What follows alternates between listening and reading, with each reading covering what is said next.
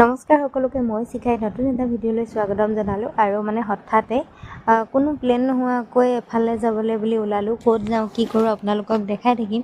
ঘৰৰ পৰা সেইদিনাখনি ঘৰলৈ গৈছিলোঁহে, তাৰ পাছতে ৰাতিপুৱাই শুই উঠিয়ে আকৌ বাই ফোন কৰিলে যে এফালে যাব লাগে, সিহঁতৰ ৰুমটো চেঞ্জ কৰাৰ কথা আছিলে। তাকে মোকো লগতে লগ ধৰিলে। তাৰপৰা ময়ো বোলো যাওঁ নাযাওঁ কৰি ভাবি থাকোঁতে ঘপককৈ ওলাই ল'লোঁ। তাৰ পাছতে গ'লোঁ আৰু ঘৰতে আলোচনা কৰা হৈছিলে বাৰু। সিহঁতৰ ৰুমৰ পৰা লখিমপুৰত যিহেতু সিহঁতৰ ৰুম, তাৰ পৰা ৰুমৰ পৰা তালৈ বেছি দূৰ নহয়।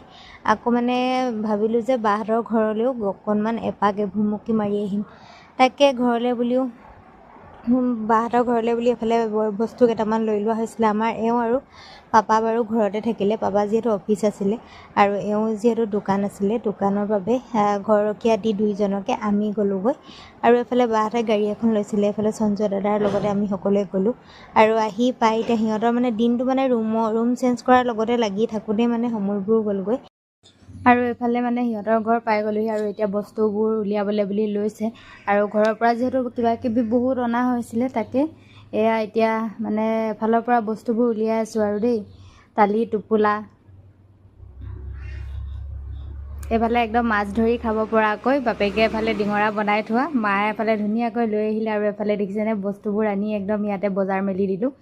তাৰপিছতে আমি এতিয়া আহি পাই আৰু যিহেতু যাবগৈ লাগিব সকলোবোৰ, আমি আহি ভৰি হাত ধুই মেলি কামত সকলোৱে লাগি গৈছোঁ আৰু সন্ধিয়া সময়কণ অকণমান গাড়ী চলাবলৈ অসুবিধা বুলি ক'লে সঞ্জয় দাদাই। তাৰপাছতে আমি সেইকাৰণে ভাত পানী খাই অকণমান সময় ৰখি মেলি জিৰাই মেলি আহিছোঁ আৰু এইফালে এতিয়া ভাত পানী খাই লওঁ ধুনীয়াকৈ।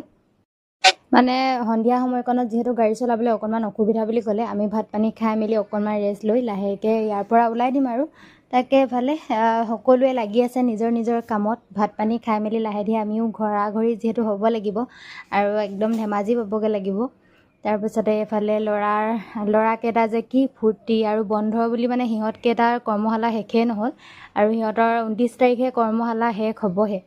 আৰু এইফালে আমাৰ পোৱালীক লগ পাইতো ক'বলৈ বাকী নাই। আৰু এইফালে দেখিছেনে ভায়েক ভনীয়েক গোটেইকেইটাকে নচুৱাবলৈ বুলি আৰু অকণমান গানো গাই দিছে ল'ৰাই ঢোল বজাই।